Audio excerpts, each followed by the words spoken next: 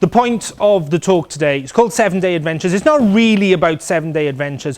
What it's about is that most of us have a job, most of us have a mortgage, most of us have a significant other in our life. I have a wife, and I have 5 weeks leave a year.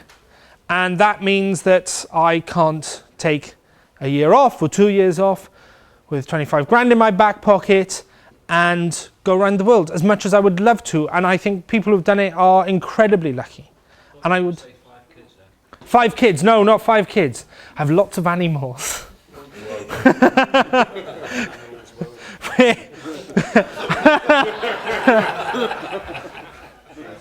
That's a racial slur, that is. That's a racial slur.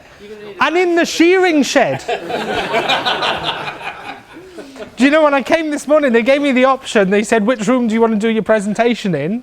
I haven't even seen the other room. I just walked in here, saw the shearing. I'm at home. No, but the point is, how many of us can actually realistically take a year off work with 25 grand in our pocket and travel around the world? So we have this dream, this thing that we want to achieve. And I hope one day I will be able to do that. I hope one day I'll have the money and I'll have the time and I'll have the leave and I'll have an employer who is kind enough, or I'm brave enough to just leave my job, rent my house out and go around the world. But for the moment, I'm not. And I suspect there are many of us like that, many of us in this community who aren't lucky enough to have that opportunity. So really what we're going to talk about today, this is the agenda for today's meeting. I work for a very corporate organisation and we have to have agendas, and this is the agenda. So where can you go in the leave that you have possible? And I'm talking about 1, 2, 3 weeks. Because whilst we have 5, 6 weeks leave a year, a week of that is Christmas, a week of that is family vacation, and a week of that is for my wife's use, and it's generally me fixing things. So that leaves me with 2 or... I love my wife very much.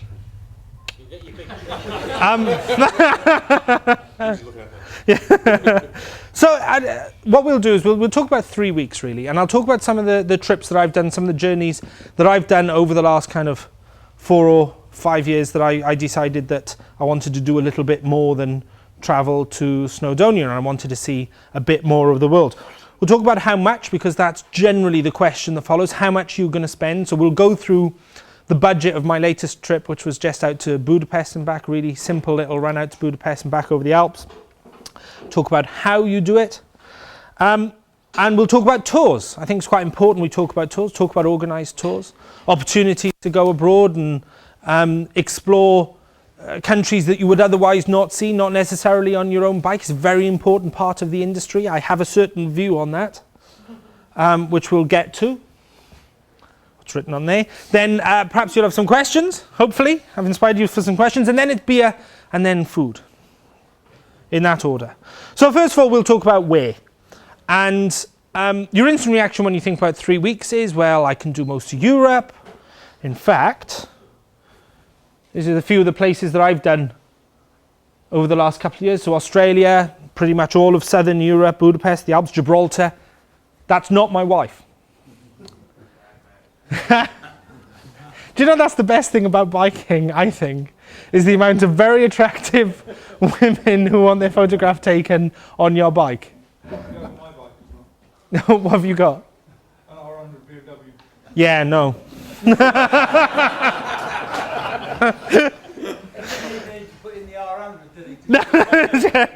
But you know, that was Gibraltar was on the way down to Morocco, and that was on a CBF 600.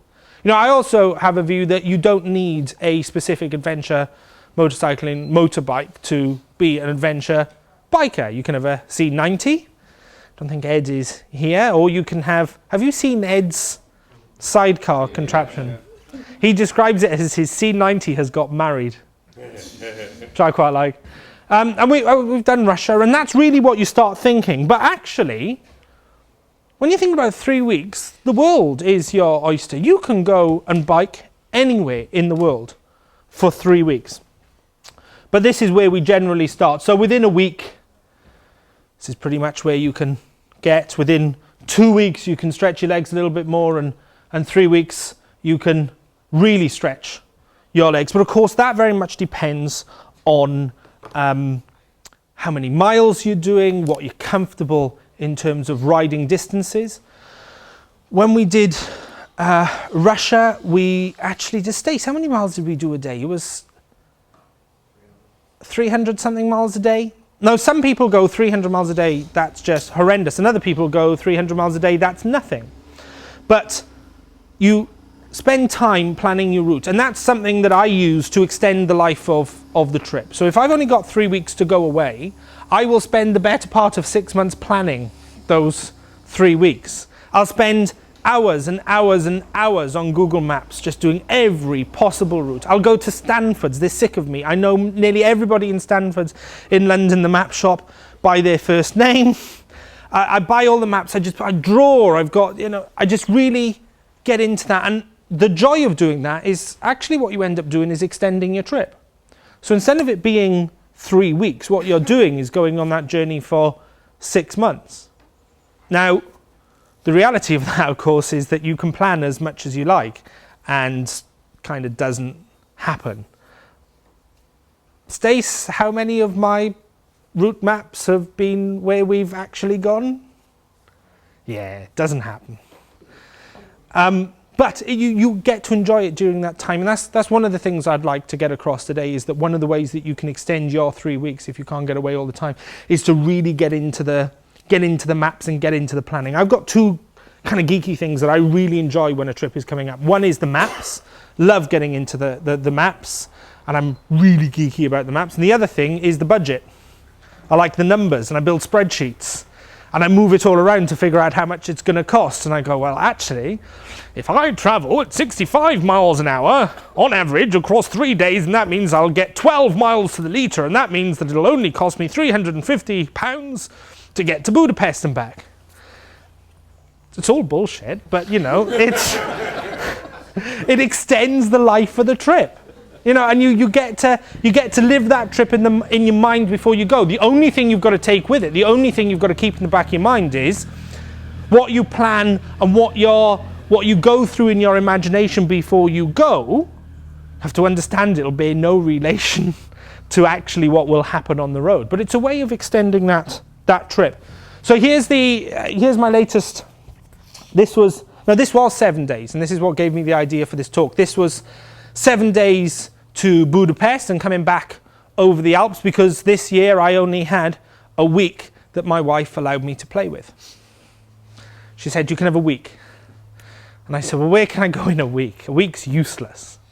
And then I kind of got on Google Maps, as I do, and I started kind of figuring stuff out. And I figured out, well, Budapest, I've done Russia, I've done France and Spain and Morocco, and all right, basically I've got a map in my garage. It's the world's largest map of Europe. It's advertised as being larger than the standard sedan car. I bought it in Sky Mall. Have you ever seen that magazine in United Airlines? And it's a magazine called Sky Mall, and you can buy all sorts of crap in it. But one of the things it sells is the world's biggest maps, and there's one of the US, and there's one of Africa, and there's one of Europe, and I've got that.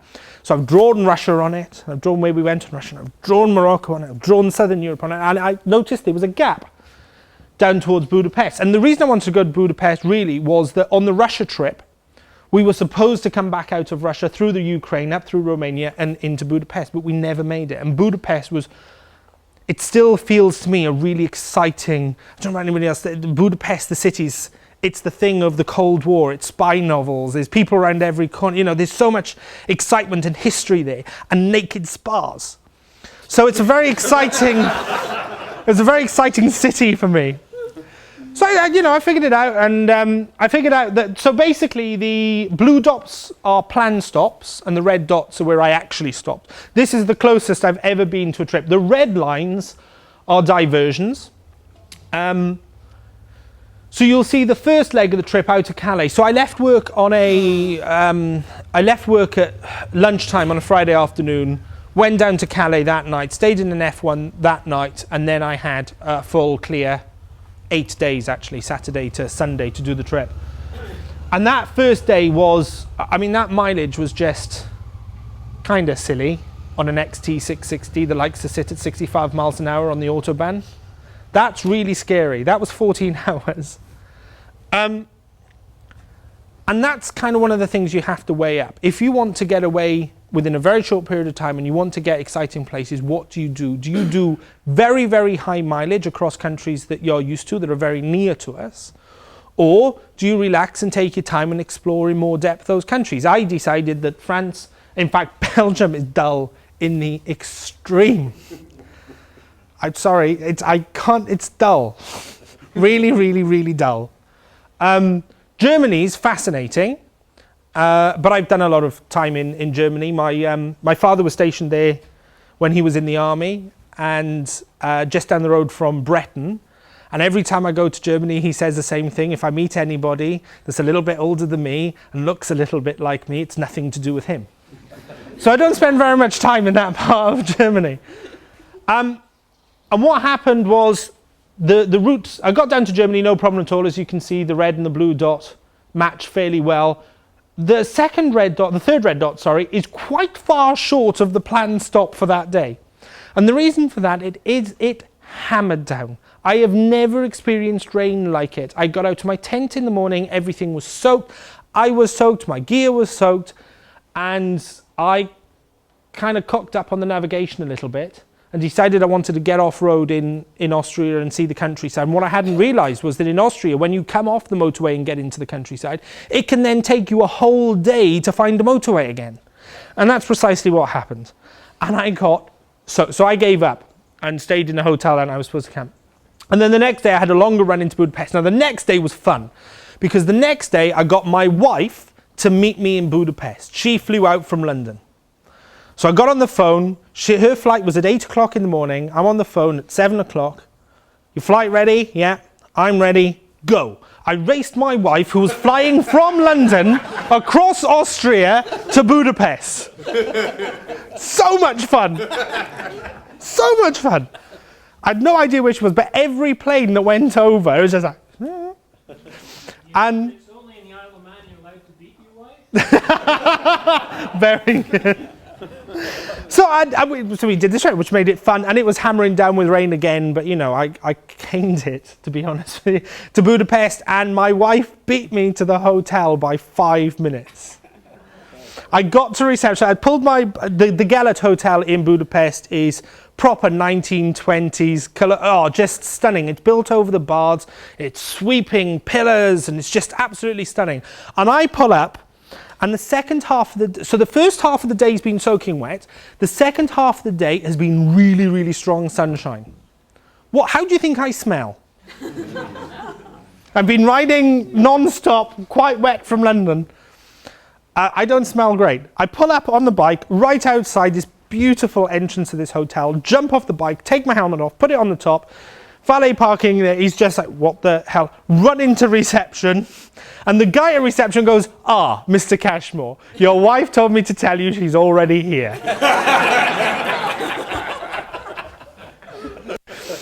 And then I took my bike and it stayed at the front of the hotel I was there for 3 days. My wife and I were only meant to be there for 2 days. And this is another little thing you can do, is if you have a wife like mine who calls my motorbike that bloody death machine and won't go near it, what you can do is ride, and then where you're going to have a little rest stop, Budapest, I was going to spend a couple of days, your wife or significant other can fly out to meet you there and you can have a nice couple of days as a tourist. Now, the good thing about that, there's two good things about that. One is it keeps my wife happy, it means that I get this week's leave that I can go away on my motorbike on, and she gets a little holiday. Two, if like me you can't remember to pack things like, I don't know, your tent, sleeping bag and sleeping mat, then she can fly out with them and give them to you in Budapest.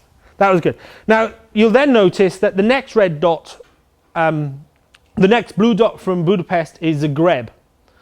And the idea was to go down into Zagreb, through Slovenia, back up into Austria, into Italy, and up to the Stavelio Pass, through the Alps. Stunning. But I was supposed to stop in Zagreb overnight, because Zagreb is kind of cool. What happened was, I got constipated quite badly in Budapest after 3 days of eating nothing but bread and cheese, and it was quite painful. I had no idea. Try buying laxatives in a pharmacy that doesn't speak English. and trying to describe what you need. Can you give us some demonstration? No, absolutely not. I tried to do that in China. Oh, like I said, no good. So my wife flew home. I stayed in the Gala for an extra day, dealing with the issue that I had. So then I had a mammoth day the next day. It was over 1,000, nearly 1,000 kilometers up to the Stavelio Pass to get back on schedule. And actually, this is something you need to consider. If you're doing a journey in a really short period of time and you really want to get away somewhere, if there is a problem, if you are delayed by even a day, it really messes up your itinerary. And if you want to catch back up with it, you really have to motor. So I had a 14-hour ride that day. It was the best day's riding I have ever had, bar none. It was stunning. It was raining all the way through Hungary, most of the way through Austria, and then I crossed the Italian border and it was like somebody just turned the rain off. The skies went blue. It was middle of the afternoon. It was about 3 o'clock. I just had lunch. 3 o'clock, absolutely stunning blue skies, and I hit the bottom of the Italian Alps. I've ridden I've done the States, Australia, I've ridden all over the world.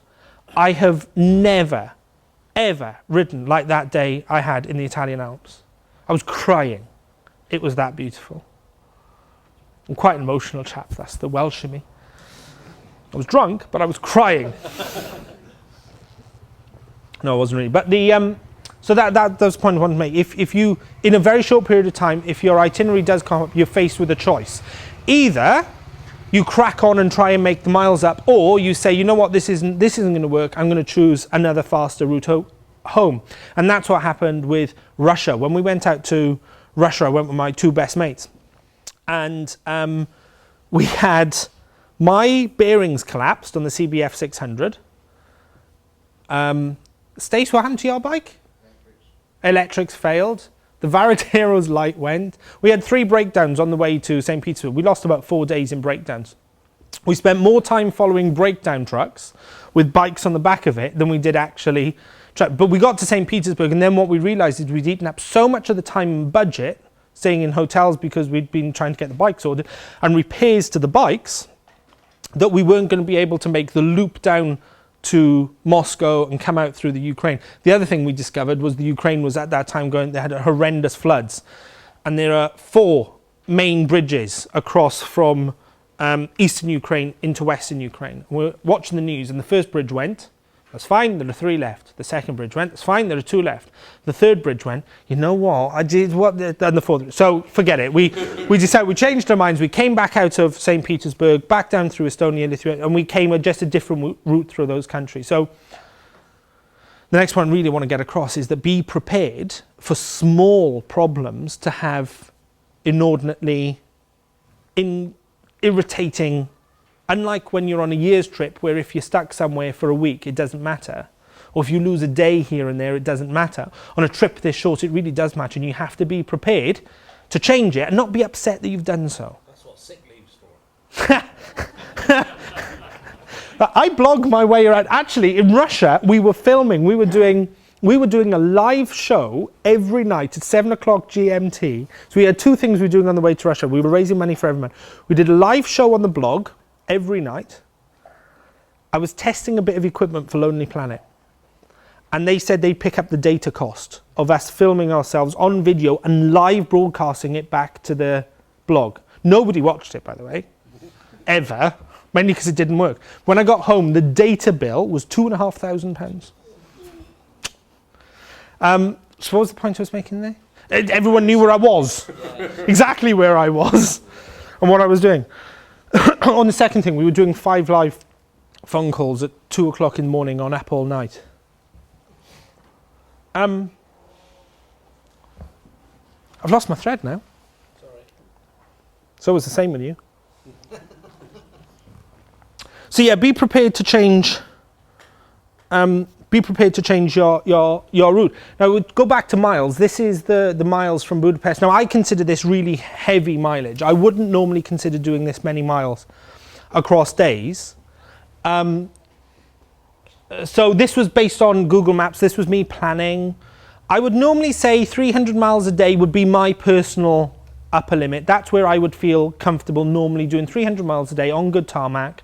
That's about where I feel it's about 5 hours. No, it's a decent amount of time in the saddle. But you can see we've got a couple of crackers there, the 470, and then I've got 2 days of 369, 339, 320 back through France. Can you tell the point at which I just didn't care and I just wanted to come home? As soon as I was out of Switzerland, home. The actual mileage turned out to be 3,100 miles. I have no idea where those extra miles came from because I pretty much followed the route. But be prepared to change your plan. This was the route to Russia. 3 weeks. This was a 3-week trip. This had no more than 300 miles a day in it. We had 1 day of 500 miles, and that was out to Berlin on the first day, from London out to Berlin. 490 something, I think. Other than that, we were straight out. We should have been in St. Petersburg 7 days after we'd left the UK. We were in St. Petersburg nearly 14 days after we'd left the UK, and then figured out we actually didn't have enough time, even with perfect conditions, to complete the loop. Now that was bad planning, really, because we should have built in some sort of space in the first half of the trip, and I was gutted. I was really... Russia, for us, was the three of us went, we're really, really good mates. Traveling with mates does one of two things. You form the best friendships you will ever have in your entire life, or you kill people. Now with Stace, formed one of the best friendships I'll ever... Patrick, I wanted to kill. We're over it now, I love him very dearly, but I wanted to kill him. And the reason I wanted to kill him was because he kept hitting me with his bike, Top Gear style. And I wouldn't have minded had it been funny and he was just taking the mickey, but he wasn't. The reason he kept hitting my bike is because he had no idea how wide his bike was. He'd done no practice. And so Stace and I would be sitting, we'd put up next to each other. I'd be sitting there, Stace would be over there, big panniers, you probably couldn't even touch each other. And there's a gap like that big between the panniers. He's on a Varadero with panniers. And he thinks you can come right up the middle. He came off quite a few times. On one occasion, where was it? Poland. And Stace had dropped something. Patrick and I pulled into a campsite. Stace had dropped something down the road, had to go back and get it. When Stace came back, Patrick and I were at opposite ends of the campsite. Because we'd had a massive falling out to the point where I'd thrown my panniers at him. Anyway, so be prepared to change your route. But enjoy the route planning. I guess that's what I'm trying to get across. So we'll go on to the next question now. How much? Well, how long's a piece of string? How much do you want to spend? This is the budget for Budapest. I tend to overestimate. I ran out of money. When I first went down to Morocco, I ran out of money in Morocco. I crapped myself. Being in it was my first big trip away. I'd gone down to Morocco. It's supposed to be a safe place to kind of whet your appetite for adventure biking. Really, it feels really... So you go through France, you don't feel very far away from home. You go to Spain, you don't feel very far away from home. Then you get to Gibraltar, and you go, huh? This is really bizarre. This is Britain. This is Britain, but more Britain. And then you discover it's National Day in Gibraltar 2 days later, so you hang around for National Day, get very drunk. And what you do is you overspend on your budget in Gibraltar, but continue to go to Morocco anyway, because Morocco's really cheap. Get 3 days into Morocco and go, I've run out of money. Go to the cash point, go, it's fine, I've got money in the account. No money in the account. Morocco feels a phenomenal way away from home in the way that Germany, Austria, Hungary doesn't. Even though you might be further away on the other side of Hungary, Morocco feels a very, very long way away. I went back to my hotel room, I had no money, I didn't even have money to pay for the next night in the room, and it was like €5, this hotel room. I didn't have enough money to put petrol in my bike to get, I thought if I could just get as far as Spain, or even to Gibraltar, I could figure something out. I didn't have money. I sat in my room and I was shaking. I was so frightened. I just didn't know what to do. And then it occurred to me I had a wife. And my wife had money.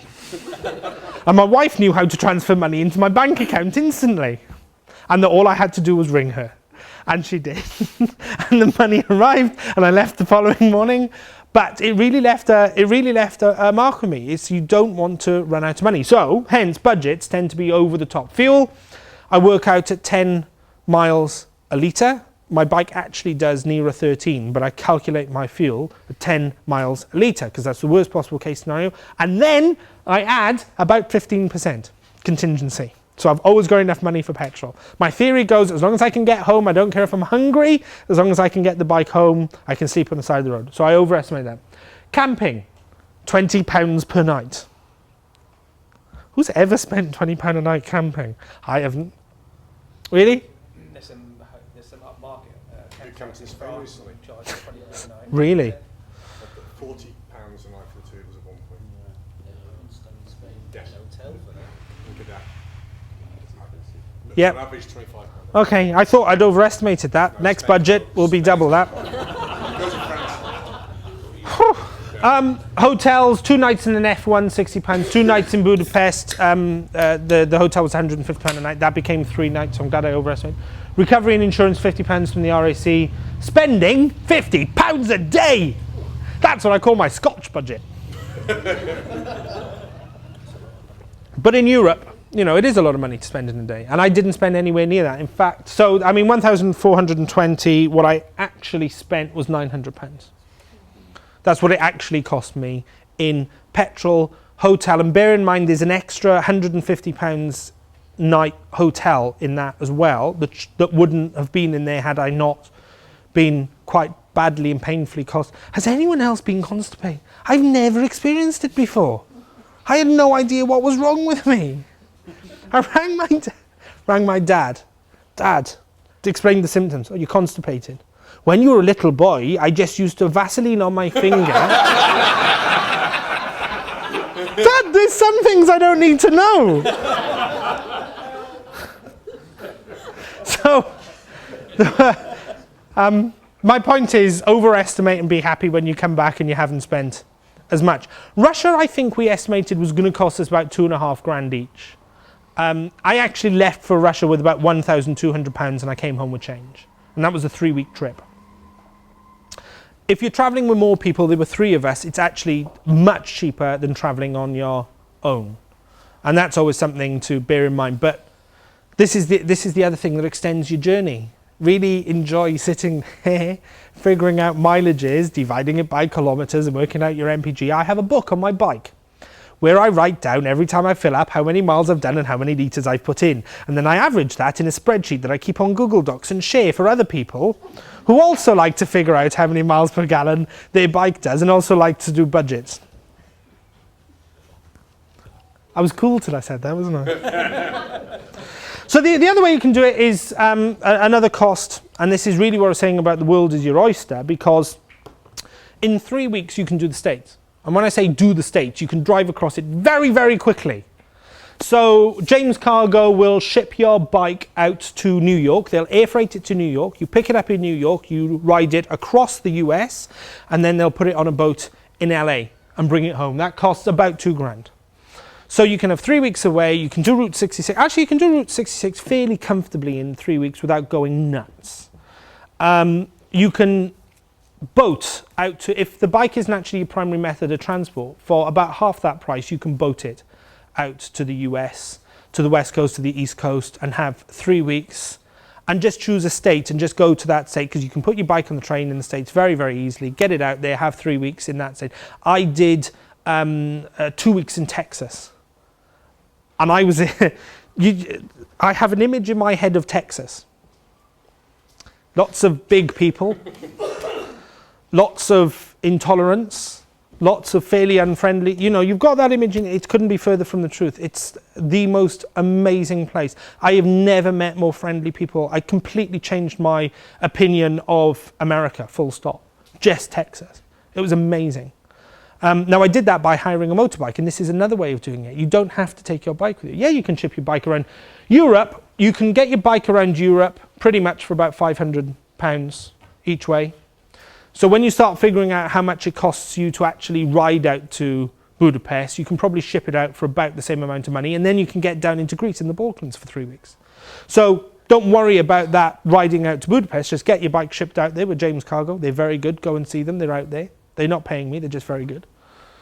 Or another really popular one is shipping your bike out to Bulgaria and then riding into Turkey and going out that way. So you're missing the whole of Europe, which is a more expensive part of the trip. That's about £650 plus VAT. Very important VAT. You can, hiring the bike's a really interesting one. Some people are cool with hiring bikes when they travel, some people are not. Now, when I moved to Australia, I had a temporary residence permit. Supposed to be there for 5 years. The dream was I'd take my bike out there, I'd be there for 5 years, and then I'd ride home. That was the dream. The reality was I was out there for 18 months, didn't earn as much money as I was expecting to earn, and it was illegal for me to import my motorbike on a temporary residence permit. So I sold the motorbike in the UK, I bought the bike I have now in Australia and did as much of Australia as I could in 18 months. Really got out and about in Australia. Had a fantastic time on a bike that I bought out there. When I came back to the UK, I shipped it back to the UK and it's now the bike that I use around you. Much easier to get a bike into the UK than it is elsewhere, especially if you're resident. But in the States, I hire bikes. So I was in California for 3 months. Tough life. San Francisco. And what do you do in San Francisco? You hire a Harley and you ride across the Golden Gate Bridge on the most uncomfortable bike I have ever ridden in my life. I hired the damn thing for a week, paid the money in cash, sat on it and went, oh, Jesus Christ. A week on this, up Route 1, north of California, north of San Francisco. It was hideous. And to add insult to injury, one of the cool things about flying into the States is you can take 2 bags generally. So 1 bag is normal clothes, 1 bag is bike gear. Riding the Harley, went over Golden Gate Bridge with a grin like I would never have had I been riding my own bike over the Golden Gate. There's just something about sitting on a Harley going over the yeah, oh yeah, tick, bucket list, done that. I'll tell my grandkids I did this. And then you kind of realise that the pipes go right past the inside of your leg, and you have European trousers, textile trousers on, that don't like pipes being that close to their legs and melt. So I destroyed a perfectly good pair of motorbike trousers. But so the point is, hire bikes. There's nothing wrong with flying in somewhere, hiring a bike and getting out. It's cheap. It's not expensive to hire bikes. I tried to find how much I paid for the Harley for a week, and I couldn't find it. But Eagle riders charge about $900 for a week of the basic Harley, when I had a look on their website today. So $900 for a week of a bike in, and you couldn't ship your own, you couldn't even begin to start thinking about shipping your own bike in that time. And if you've only got 3 weeks, why not? Why wouldn't you hire a bike and go out and do it? Anyone got a problem with hiring a bike? You can sometimes buy them cheaper. Yeah? In India, I bought a Royal Enfield for 400 quid. When I finished the other end, I sold it for 420. That's It cost me fantastic. a few quid to fix it, but that was quite good. That was quite a few years ago. That's brilliant. I can't be arsed. But I mean, yeah, that's a fantastic idea. So how? This is it. This is the real. How do you do it? Well, I think this is the guy that explained it better than anyone else ever did. Get on your bike and bloody ride. Seriously, how? Well, you cock your leg over the bike, you get on it and you ride away. That's it. You'll figure it out yourself. You're only away for 3 weeks. You're only away for 2 weeks. You're only away for a week. What's the worst that can happen? That was pretty bad. Another story about pharmacy in Russia. We'd stayed by a lake in Poland, and I'd been attacked by mozzies, and they were all over my face. And all over and they were itching like man. We got to St. Petersburg, and I'm like, I've got to get some cream for this, got to sort this out. Went into a pharmacy in St. Petersburg, tried to say mosquitoes, I was going bzzzt, bzzzt, bzzzt, and this woman just looked at me and went, walked away and took me to the condom section. Because clearly Western men only go into pharmacies in St. Petersburg for condoms. No, bzzzt, bzzzt, and that went on for about 10 minutes while Stace and my other mate stood outside and laughed. So yes, that's quite bad as well. Constipation. Yeah, just do it. I mean, honestly, it's not hard. If you're worried about it, just do it. You're only away for a week. If you're really frightened about doing it, do some trips in the UK, then go out to France, then go to Germany, then go, just build it up slowly. Build your confidence up. But honestly, you can crash and die. You can do that in the UK, going to work. In fact, you've probably got more chance of doing that in the UK on the way to work. Do it. Get on your bike, put your leg over it and ride. Put your tent on the back, or don't, as I tend to forget mine quite. In Australia, I went right out into the outback with all of my gear that I'd had sent over from the UK, right in the middle of nowhere, a day and a half's riding away from the nearest town. I was dead chuffed. Oh, this is proper. Got my tent out, went to it, no poles. And all that goes through your mind in the Australian outback is bloody spiders. So I slept in my tent with no poles because I was so frightened of spiders. So tours, let's talk about tours, because we talk about hiring motorbikes, we talk about short periods of time. Surely tours are an option. You know, you just ring a company up, and there's some brilliant companies out there. They'll give you a fantastic time. You can do 3 weeks through South America and have a brilliant time. I have an opinion on tours, and that's it. No, why? Put your leg over your motorbike and ride. I understand that there is a place for tours, but honestly, you can do it yourself. You really can do it yourself. More often than not, it'll be cheaper to do it yourself. But more importantly, you'll build up your confidence and you will have done it. And the feeling of self-worth that you will have after having done it yourself will be phenomenal compared to what you'll have if you come back from a tour. I mean, it's like, well, you can go on a... In Australia, I sat down in a cafe with my wife. And we'd driven the Great Ocean Road. We were a day down the Great Ocean Road. We'd hired a car and we'd done it was beautiful. And a minibus pulled up outside this wonderful little cafe that apparently serves the best coffee in Australia. And by the way, Australians can do coffee way better than Britain can. It's this wonderful little tart, this stunning scenery. We could see whales in the bay, not the country, the animals. And it's beautiful. The minibus pulls upside, disgorges a bunch of Americans. They come into the cafe, they order food, and the tour guide stands up and goes, "Okay, half an hour free time now, folks." Pardon? And the heckles went up on the back of my neck. Somebody telling me I've got half an hour free time on it. I mean, I can't think of anything worse. We want to be out there, we want to be experiencing the world, and the only way you can experience the world is by doing it yourself. Cock-ups and all. You will make mistakes and you will have regrets. I need to go back to Morocco because I made so many mistakes in Morocco. I missed so much stuff. I'm sure if I'd gone on a tour, I'd been able to tick them all off on a list. But I feel an awful lot better about my trip to Morocco than I would have done had I gone on a tour. That's all I'll say about that. Austin Vince is the person to speak to about tours. Drop in an email and ask him his views on tours. Drop me an email, hit me up on Twitter. I'm in a bit of a competition with a mate of mine who's got more followers than me at the moment, so please follow me on Twitter, because he's a knob. And I'm semi-occasionally nice. All right, thank you very much, everybody.